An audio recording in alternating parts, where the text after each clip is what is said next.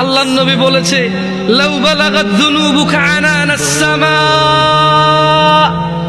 ও তোমরা কি হাদিসে কুদসিটা পড়ো না ছোট ভাই আমার, ও পর্দার ছোট বোন আমার, তোমরা কি শোনো নাই যে আল্লাহর নবী বলেছে লাউ বালাগাত যুনুবুকা আনানাস সামা, তোমাদের গুনাহ যদি আকাশের মেঘমালা পর্যন্ত পৌঁছায়, সুম্মাস্তাগফারতানি, অতঃপর যদি আল্লাহকে বলো ইয়া আল্লাহ আপনি আমাকে মাফ করেন, আল্লাহ বলছেন গফারতু লাক, তোমাকে মাফ করব, ওয়ালা উবালি, কারো পরোয়া করব না।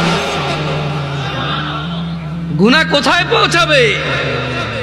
আকাশের মেঘমালা কোথায়?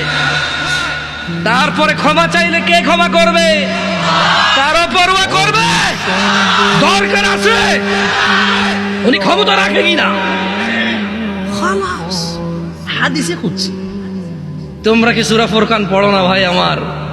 ওখানে কি আল্লাহ বলে নাই ইল্লা মান তাব, অতঃপর যে তওবা করবে, ফিরে আসবে, ওয়া আমানা, ঈমান আনবে, ওয়া আমিলা আমালান সালিহা, ঈমান আনার পর কিছু ভালো কাজকর্ম করবে, ফাউলাইকা ইউবাদদিলুল্লাহু সাইয়্যাতিহিম হাসানাত, আল্লাহ সমস্ত গুনাহকে নেকিতে পরিবর্তন করে দেবে।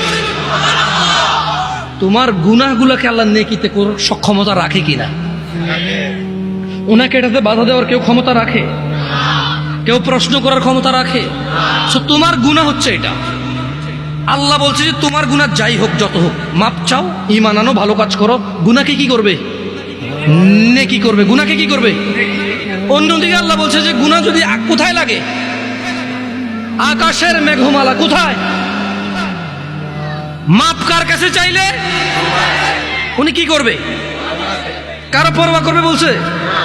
আরবিটা শেখো, বলো ওয়ালা উবালি, বলো ওয়ালা উবালি, কারো পরোয়া করব না, এটা আল্লাহ বলছে।